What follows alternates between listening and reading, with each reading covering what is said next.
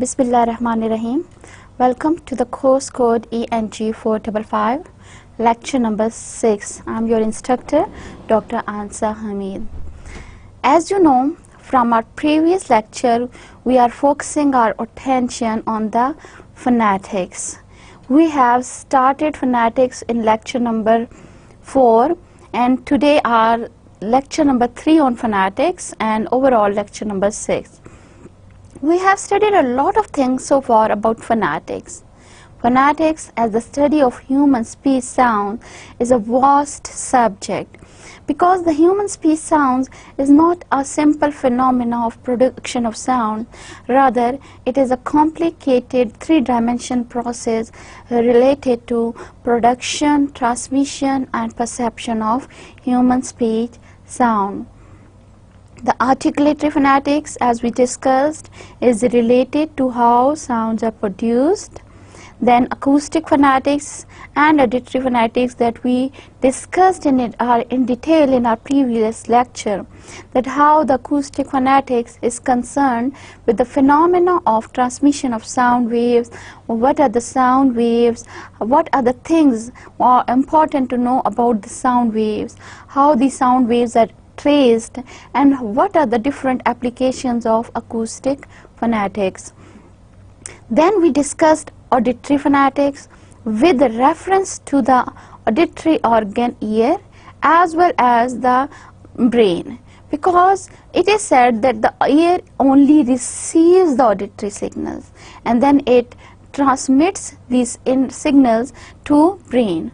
And later on, it is the brain which decodes and interprets these messages and convert those meaningless sounds into meaningful chunks of knowledge. So that was all about the auditory phonetics.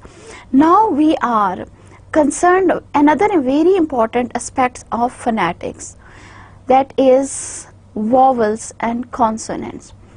In almost all languages of the world, there are two major categories of sounds known as the vowels and consonant. But as the major English, we are going to focus on the English phonetics with reference to vowels and consonants.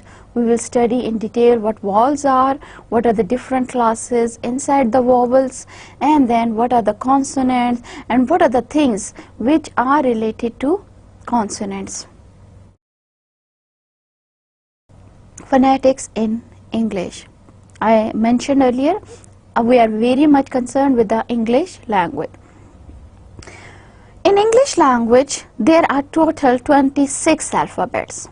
If we talk about the alphabets A to Z, there are total 26 alphabets, but with relation to these 26 alphabets, there are 44 sounds.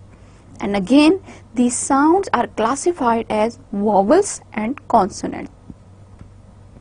There are, out of these 44, there are 20 vowel sounds and 24 consonant sounds. So, as a linguist, you must know that what are the sound, this number of sound and the number of alphabets in a language are not necessarily to be equal. On the number of alphabets, we cannot say that in English language there are 26 alphabets or 26 sounds are there. No, the number of sounds do not match with the number of alphabets actually. Sounds are the way we can pronounce even one alphabet in two different ways. So today we will discuss all these things in detail with reference to vowels and consonants. Vowels. According to Daniel Jones, her book name is An Outline of English Phonetics, 2000 edition by Cambridge University Press. According to this person, Daniel Jones, a vowel is a voiced sound informing which the air issues in a continuous stream through the pharynx and mouth, there being no obstruction and no narrowing such as could cause audible friction. So vowel sounds, they are very much different from the consonant sound. Number one, in vowel sounds, we have a continuous stream of air. There is no blockage in air stream when we produce the vowel sounds. There are no issues of obstructions and sonorants. These are the issues which we discussed in our previous lecture, but those issues were very much related to the consonant sound. At the same time, there is no narrowing of sounds that could cause audible friction, because the fricatives and the affricates and the sonorants, these are all the categories of the consonants, not the vowel. So a vowel sound is different from a consonant sound, a voiced. If you remember, in my phonetics first lecture, I mentioned that with a reference to articulatory phonetics, there are the two differences, voicing and voiceless sounds. In voicing, what happens that if your vocal cord, they move, the voicing is created. And if their vocal cords do not vibrate, then the voiceless sounds are created. And the vowels are those sounds which are always voiced. There is no concern for the voiceless sounds. This was quite a technical definition for vowels. Now these are the standard vowels chart for the English alphabets. If you look at the at this chart, the first sound I and with two dots, wherever these two dots appear, to make you familiar that these two dots with a vowel sound represents that it is a long vowel, and a vowel sound without these two dots is always a short vowel. So these two dots show that this is a long vowel. And what is this sound? It is E sound. Bead. When we say bead, in between ba and da, two consonants, there is a long vowel sound E. So this is bead according to IPA. Look at the second word, bid. Ba and da, again two consonants, and in between there is a short E sound, bid. This is the symbol for short E sound, bid. Then bade. Now again, bade, a combination of two vowel sounds is there, A, to create A sound. What is this combination of two sounds is called? We will discuss in detail in next slides. Then next, bed. Ba and da, again two consonants, and in between there is a sound. This is the symbol for bed. Then bad. Again a long a little bit, not a long, but again a middle sort of sound, a, bad. So this is the representation for a sound. Body, body. Then again a sound is there, which is this in IPA symbols. Then bod, a sound is there, which is represented by this. Then Buddhist, Bud, O sound is coming, which is represented by this phonetic symbol. Bowed. Now bowed is containing between ba and da O sound, which is represented by this combination of two vowel sounds. Booed, oo sound is there, and two dots showing long oo sound. Then bud, a sound, a cut sound is there, which is represented by this. Then bird, a sound is there, which is also found in pearl, earl, whirl. So a sound comes, which is represented by this symbol. Then bide, I, again a combination of two vowel sounds is there.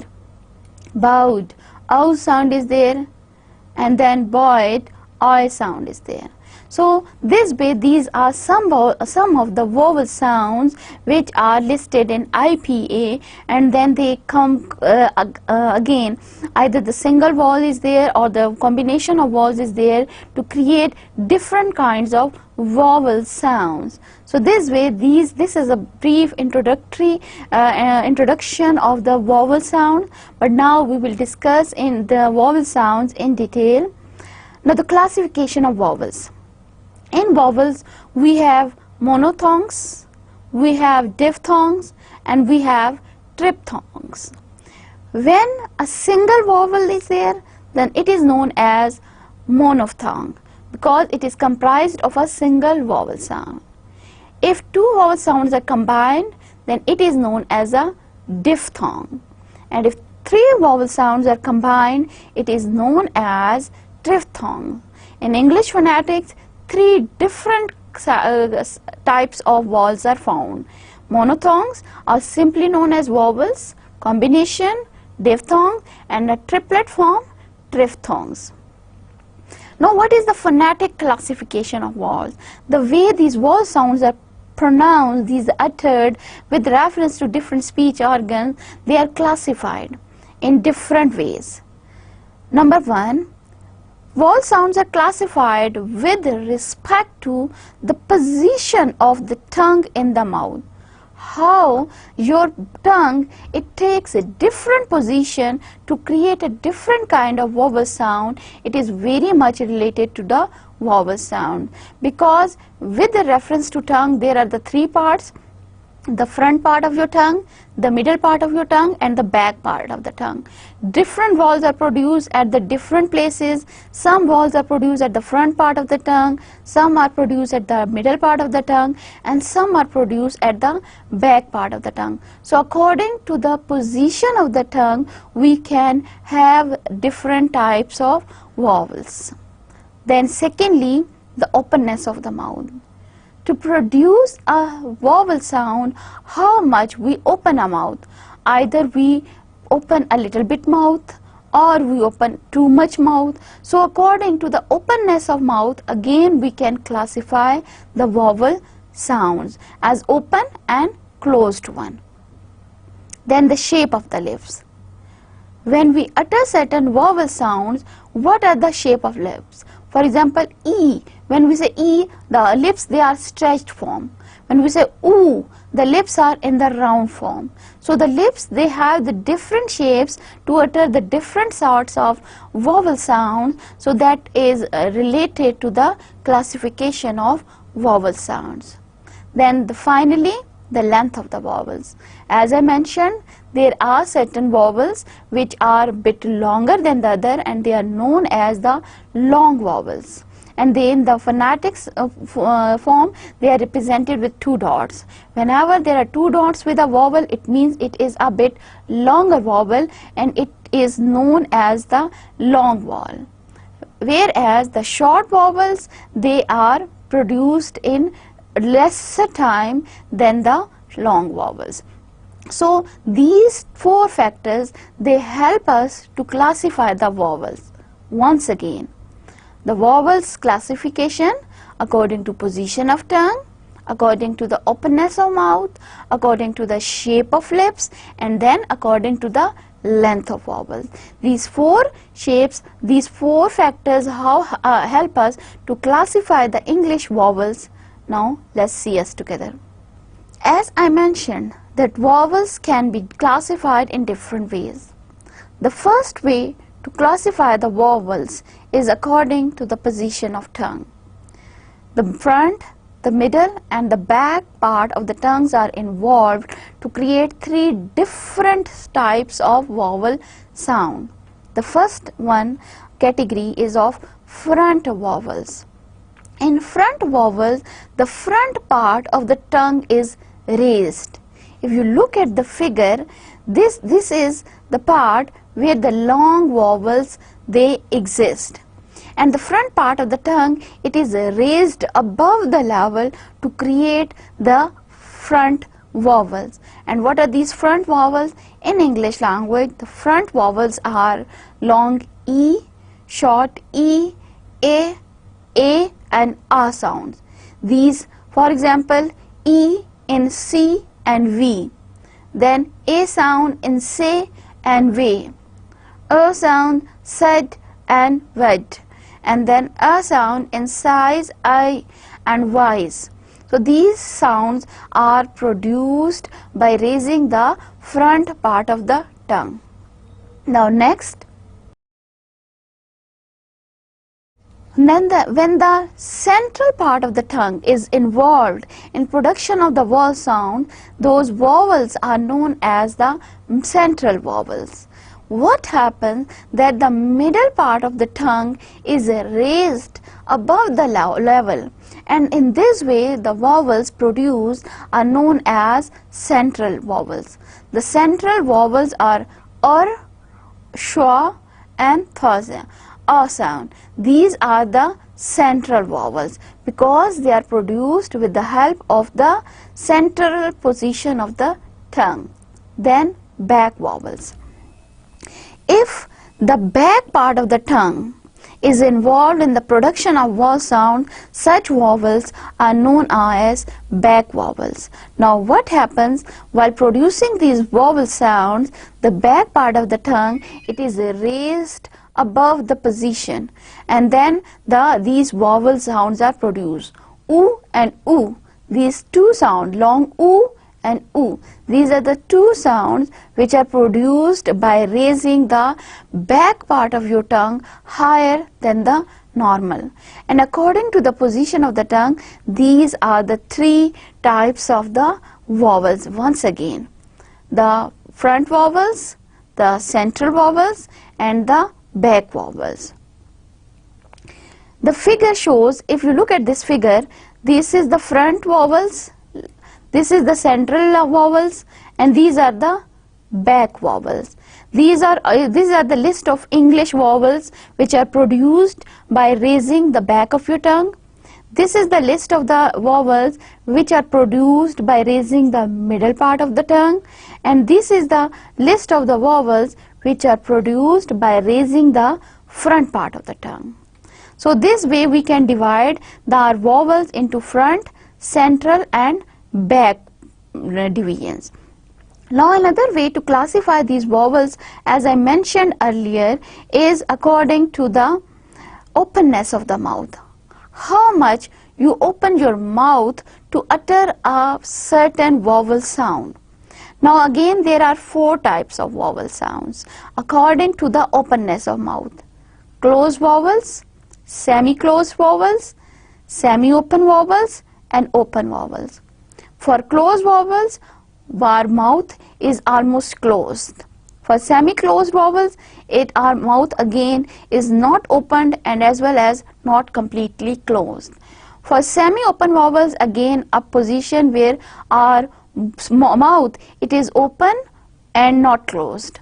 And for open vowels, our mouth is fully opened to pronounce or to utter these vowel sound.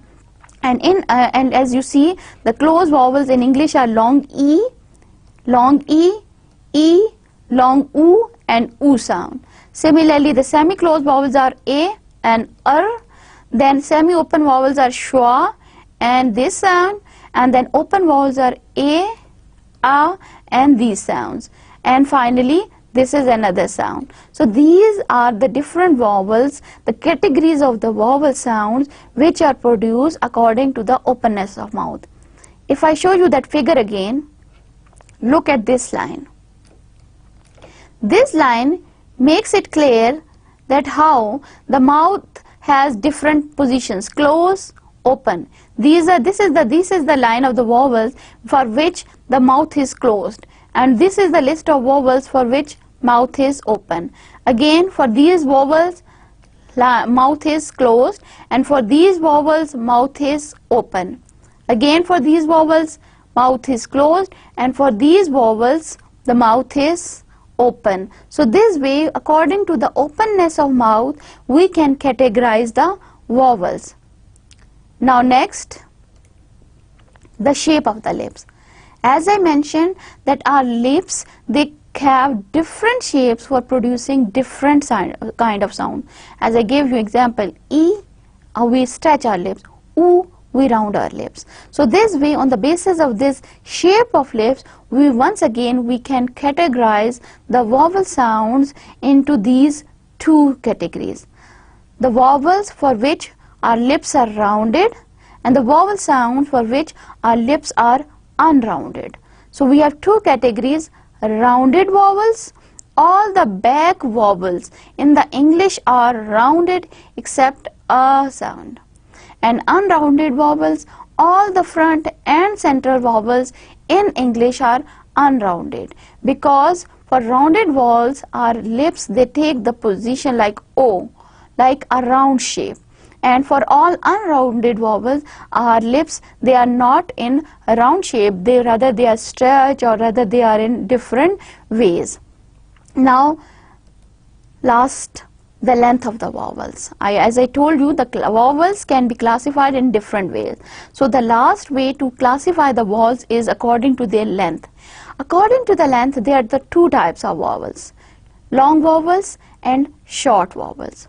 The long vowels, they are marked in dictionary and in all other phonetic transcription way with a semicolon, or what I call with a colon, what I call as two dots. And all the short vowels, they are represented in English without any colon mark. So this way we can categorize between long and short vowels. If I refer back to the picture again,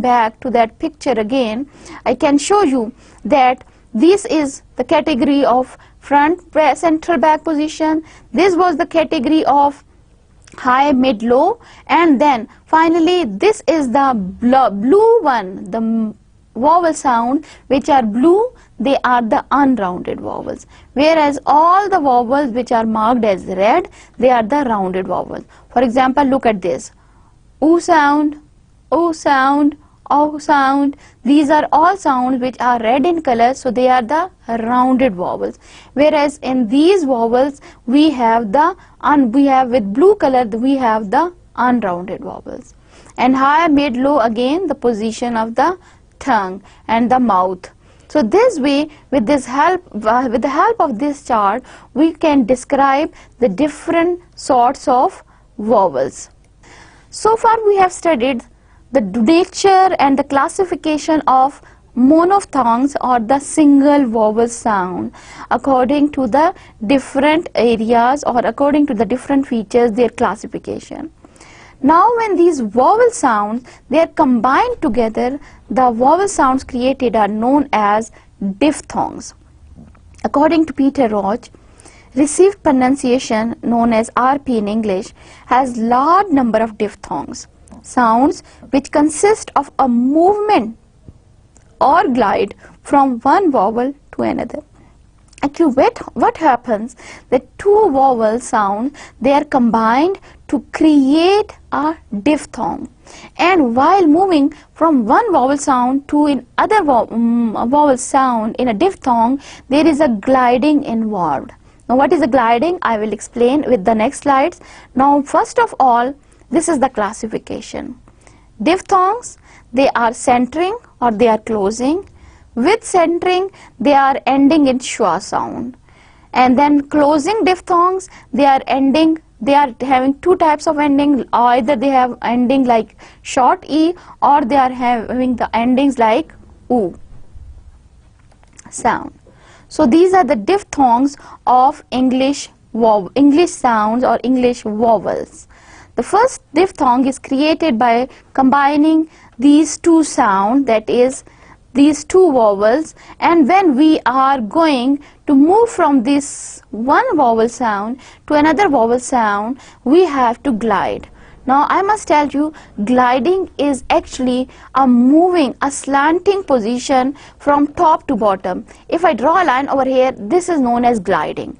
So if I put one sound over here and the other sound over here, then this makes a gliding. When we move from one vowel to another vowel, we need to glide like this: ay, day. In actual English pronunciation, in RP, we need to make this gliding sound. However, in our Pakistani context, we are rarely aware of this gliding, and actually we are pronouncing these words like day, afraid, great, which is a wrong way. In exact RP pronunciation, the pronunciation would be involved with gliding of the diphthong. If I'm going to pronounce day, it would be day. A gliding would be involved from a in a, because it is a combination of two vowel sounds, a diphthong. So a gliding is there: a, day, afraid, great. So again gliding is there. If you look at the second example, I, July, I sound, again a combination of two sounds. So this is the second example, I, July. When you speak, when you pronounce this July, there should be a clear presence of gliding from one vowel to another. July, decide, buy. So this way, this is a diphthong where gliding is involved. Again, look at this third example. This is another diphthong, boy. The most given example is boy. When we say boy, then you will feel the presence of gliding, I. So boy, voice, enjoy, they are the combined, they are having the diphthong. Then another sound, look at this, close, O sound. Again, once again gliding is there, close, no, moment, moment. Again, you should feel the gliding from one vowel sound to another to pronounce a diphthong. Now look at this diphthong number 5. Town, own, flower, flower, mountain, O sound is there to create this diphthong. Next, number 6, here, here, appear, ear, mean again gliding should be obvious while pronouncing these sounds. Then a combination of E and schwa sound, here, where, parents, a combination of two vowels, A and schwa. And finally, this combination, sure, January. So again, diphthong is actually a combination of two vowel sound. When two vowel sounds, they are combined, and we must be very careful that when these two gliding sound, when these two vowel sound, they are combined, there should be the factor of gliding from moving from one vowel sound to another. So these are the diphthongs in English language. Now triphthongs. According to Peter Roach, a triphthong is a glide from one vowel to another and then to a third. As I mentioned in my previous slide, that in diphthong, two vowel sounds are combined, so we need to glide from one to other. But in triphthongs, three vowel sounds are combined, so we need to glide from one to second and then second to third vowel, and then we all produce rapidly without interruption. The gliding should be so quick and without interruption that we should have a flow of sound while producing this combination of three vowel sounds with gliding. Now in English language, there are the 5 sets of triphthong. If you look at the first one, this is the combination which appears in prayer, layer, player, prayer. In all of these, the pa, for example, in word pa, prayer, the pa is a consonant. Ra is again, because in RP it is sometimes omitted, this sound is omitted. So this combination would be represented with this triphthong combination. Then look at this second triphthong. This combination appears in the words like liar, tire, fire. Now liar, the la is a consonant, but the ear, this IAR combination would be connected with this combination. So this is a triphthong, and when we pronounce these sounds, the gliding should be very much clear, but at the same time very much fluent to produce these triphthongs. Now look at this next example. This is another combination which is used in the words loyal, royal. Then the next combination, this appears in the words like hour, tower, power, flower. Then the last combination, the fifth category of the triphthongs in English language is this, which appears in the words like lower, mower, slower, goer. So these are the 5 categories of triphthongs in English language. So vowel, a single vowel sound, Diphthong, a combination of two vowel sounds. Triphthong, a combination of three vowel sounds. And these are the different sorts of vowels in English language. Now, after the vowels, another important category of sounds in English language is consonants. According to Daniel Jones, all sounds which are voiced, in the production of which the air has an impeded passage through the mouth, in the production of which the air does not pass through the mouth, in which there is an audible friction. All these different types of sounds, they are combined and categorized as the consonant sounds. Once again, the sounds which are voiced, there is the second category, the sounds in which the air has an impeded passage and they go through the mouth, and then the sounds in which the air does not pass through the mouth, and finally the sounds in which there is an audible friction. So all of these categories are included in the category of English consonants. Consonants can be classified according to place of articulation and manner of articulation. We have discussed these things in detail in our first lecture on phonetics with reference to articulatory phonetics. If you remember, I told you that in articulatory phonetics there were three dimensions of articulation: voicing, place of articulation, and manner of articulation. In detail, if you refer back to the lecture, we have discussed that with reference to the manner and the place of articulation, what are the different categories of consonant sounds are there in English language. For example, if I refer back to the place of articulation, if you remember, there were certain consonant sounds which are produced with the help of lips, known as bilabial sounds. Sounds produced with the help of lips and teeth, known as labiodental sounds. Sounds in which the tongue, it is inserted between the teeth, and such sounds are known as interdental sounds, like tha, the. Then there are certain sounds which are produced by touching the tip of the tongue to the hard palate, the top ridge of your mouth.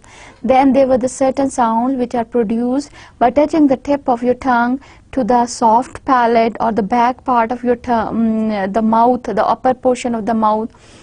So the different organs, they are involved to create different kinds of speech sounds, or rather consonant sound, and their mouth, the speech organs, they have different places to produce these different kinds of consonant sounds. At the same time, the factor of manner of articulation is also involved. And in manner of articulation, we studied two categories, which were sonorants and obstruents. In sonorants, as I told you, that when there is no obstruction in the airflow passage, then the sounds produced are known as sonorants. And if there is an obstruction on the way of the sound wave flow, then the sounds produced are known as obstruents. And again, within these two categories, we studied about the glides, the liquids, the nasal sounds, and the fricatives and the affricates.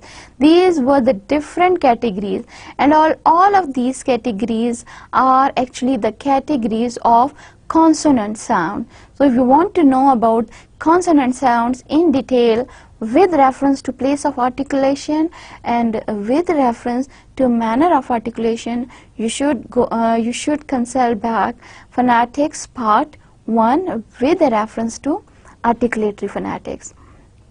But to give you again a brief review, we have studied all of these places of articulation. Again, to revise, these are the two lips part. The sounds produced here are bilabial. Then the sounds produced over here are labiodental. Then the sounds produced with the tip of tongue inserted between two teeth is labiodental. Then this part, as I told you, the alveolar sound, alveolar part of the mouth, and then the palatal part, and then the velar part, and onval part, and this pharyngeal, and this glottis. Glottis, which plays an important role in production of voiced and unvoiced sound, and sometimes in the production of nasal sounds. If you remember, I told you that in nasal sound, what happens, the mouth passage is blocked and the sound they are uttered with the help of the nasal cavity, like ma, na, ang. These are the nasal sound, whereas all other sounds, they come through the air puff, it goes through the mouth cavity, and the sounds produced are simple sounds or oral sounds, and they are not having any nasal quality. So these are the different places of articulation for producing consonant sound. Now, according to the place of articulation and manner of articulation, the English consonant, they are divided into the following categories. If you look at this one, according to the manner of articulation, we have categories like stops, fricatives, affricates, nasals, liquids, and glides. Then voiceless, voiced, voiceless, voiced, voiceless, voiced, and voiceless sound. And according to the place of articulation, if the sounds are produced with the help of two lips, they are bilabial. So in bilabial stops are pa sound, and bilabial voiced sound is ba sound, because we combine two lips, ba, pa, pat, bat. In the category of bilabial, the other sounds which are nasals but produced with the help of lips is ma sound. Again, I am combining two lips, ma, mat, and having a nasal quality, because in the ma sound there is a little bit nasal orientation is there. Then in bilabial, the last category is of va sound, which is a gliding sound, and as in the help of win. Then the second category is of labiodental. Labiodental sound, the sound which are produced with the help of lips and teeth. So in this category we have ta, which is a fricative, fat, and then vat. So these sounds are labiodental. Fa is a voiceless fricatives, whereas va is a voiced fricatives. Then we have dental sound, the sound which are produced with the help of teeth, or sometimes they are known as interdental sound, because the tongue, it is inserted between the teeth. Th, the. So these are the two dental sound, and they are the fricatives again. Thin, tha sound is involved in thin, and the sound is involved in then. Then we have alveolar. And alveolar sounds, we have stops like ta sound, tack, da sound as in dig. These are stops. Then alveolar sounds in which the alveolar, the hard palate is touched by the tip of the tongue. These sounds are known as alveolar sound. We have sa sound, fricatives, and za sound, voiced and voiceless, with voiceless and voiced distinction. Then na sound, again a nasal sound, and la sound, again a liquid sound. Then palatal sounds, in which the tip of the tongue, it touches the palate of the top middle part of the upper portion of the mouth, palate. In palatal, we have fricatives. We have fricatives like sha sound, fish, sha, shoes, shop. Then we have ja sound, azure, and this is again a voiced fricatives. Then we have cha sound, this is cha sound, as in church, chicken, chips. This is a cha sound, and it is an affricate voiceless, whereas we have ja sound, which is a voiced affricate. Again in palatal we have a ra sound, as in rate, and which is a liquid. And we have finally ya sound in palatal sound, which is like in jet, and again it is a glide. In the velar, the sounds for which our tip of the tongue touches or the back of the tongue touches the velar, the last portion of our mouth, are known as the velar sound. And in velar sounds we have stops like ka, cat, ka, cat, ga sound, get, go, which is again a stop but a voiced stop. And we have ng sound, which is a nasal sound and which is also a velar sound. Ng. If you try to pronounce the ng sound like sing, playing, ing sound is coming at the end, wing, ing sound, and if you feel the production of this sound, you will feel that the back part of your tongue is touching the back part of your mouth. Ng. So this sound, that's why this sound is known as velar sound. Then we have finally the glottal sound, and glottal sound, we have only one glottal sound, which is a fricative as well. If I teach it with it, fricative, voiceless as well as glottal, that is a hat, because in glottal sound the back part of our mouth is involved, mouth cavity back part is involved. H, h. If you remember, just like in Arabic we have a sound like h, which is in which we have the ending part of our this mouth cavity or oral cavity is involved. So these are the different types of consonants in English language, which are divided according to the place of articulation and the manner of articulation. As we are discussing consonants, so once again, to make the consonants categories more clear, look at this table again with reference to places of articulation: bilabial, labidental, dental, alveolar, alveolopatal. This table gives you a more fine categorization of consonant sounds: palatal, velar, alveolar, pharyngeal and glottal. And then the other side we have plosives, nasals, trills, flaps, fricatives, approximant, lateral approximant and affricate. This is another way to categorize consonants of English sound, and these are all the sounds which are present over here. These are the consonant sounds in English language.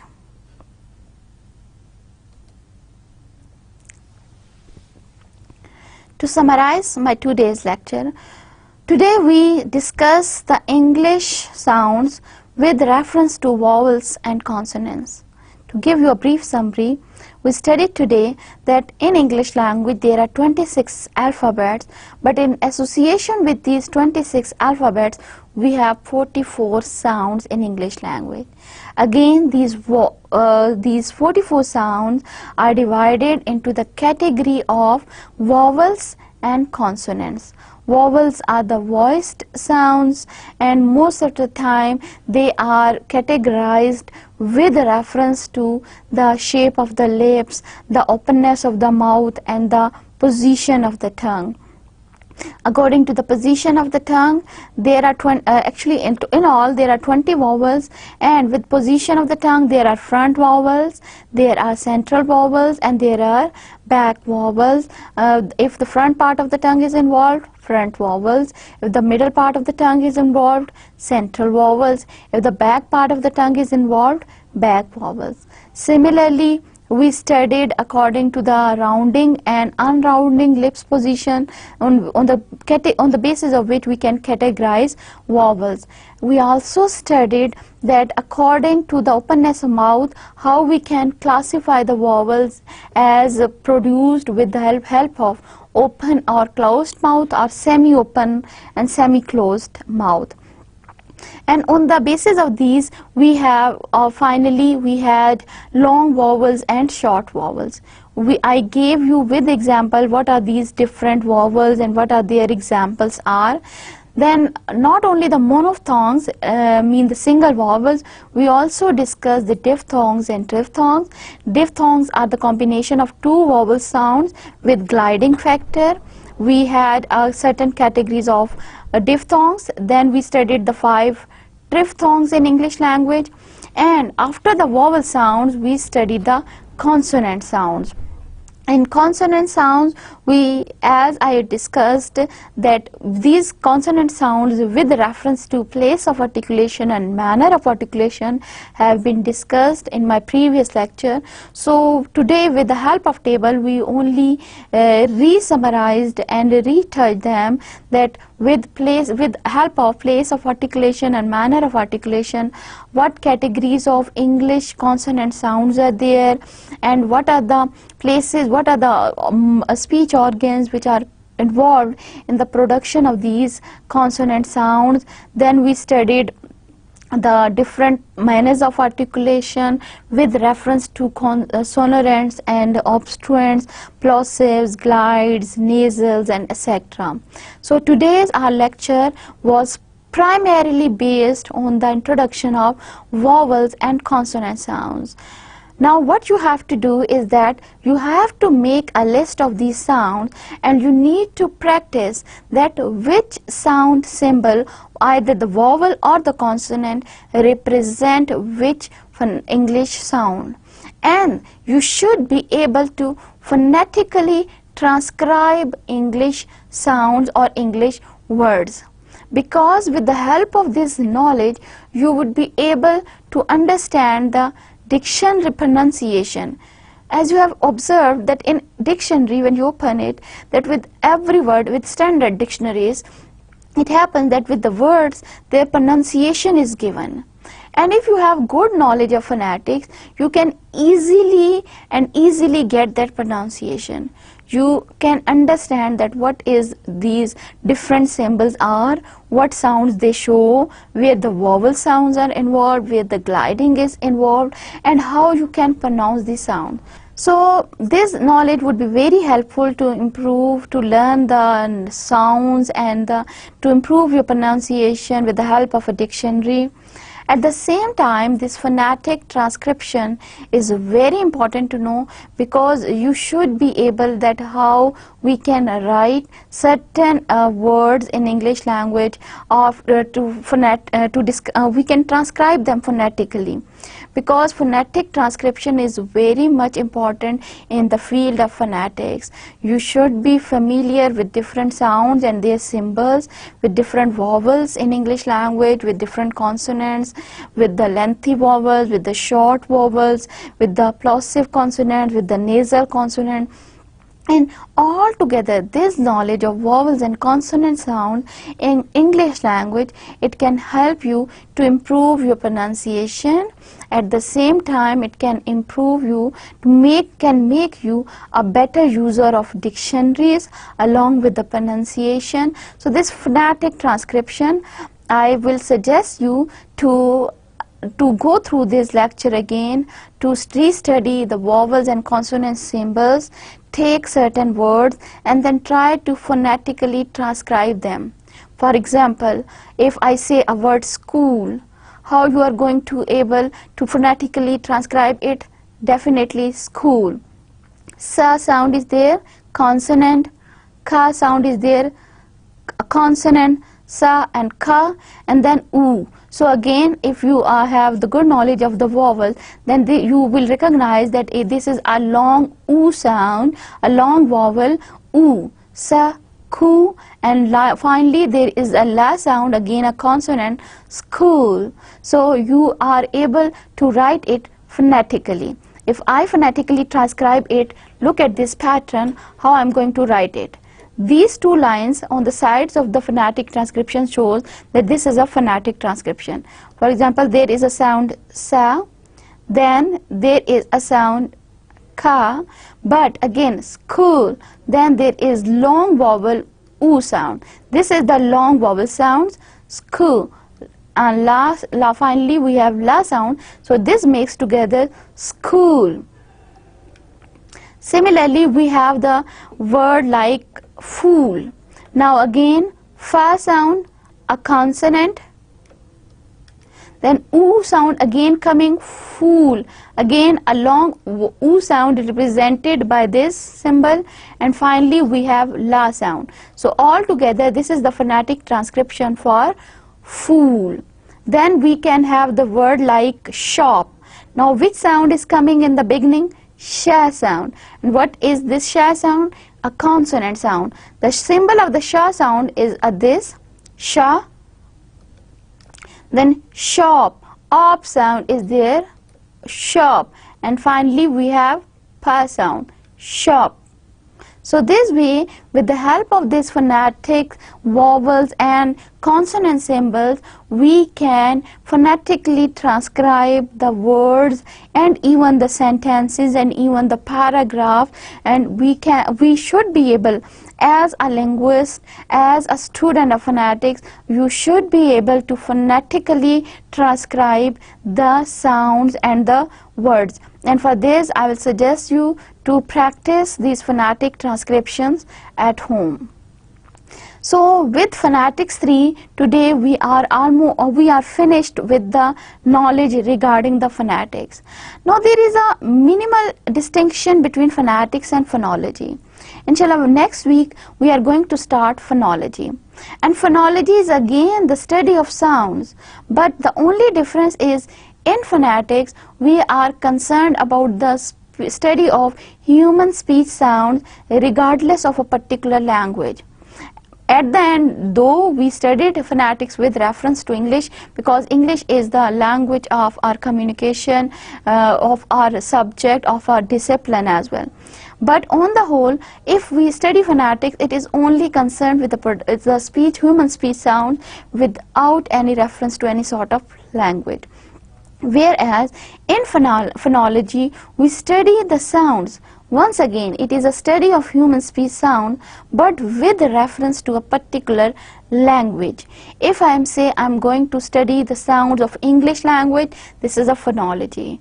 If I am going to study the sounds in Urdu language, it is a phonological knowledge. Similarly, if I am going to study the sounds of Turkish language, so again it is a phonological knowledge. So this way, phonology is a different branch of knowledge, linguistics, from the phonetics. In phonetics we are concerned about sound, and in phonology we are concerned about sound but with a reference to a particular language. So next week we will start with the phonology, what phonology is, what are the different terminologies which are used in phonologies, like phonemes and allomorphs, allophones and phones, and these terminologies we will study. At the same time, we will study the prosodic features of the language, or also known as the suprasegmental features of the language. And I would also like to add the distinctive feature analysis in relation to phonology. This distinctive feature analysis is quite different from the traditional approaches to phonology, and it gives you a way to analyze a language, a particular language, with reference to the different sounds which are produced. So inshallah, when we will meet next week, it would be a quite comprehensive lecture with reference to phonology. So it was all about our today's lecture. See you next week. Allah Hafiz.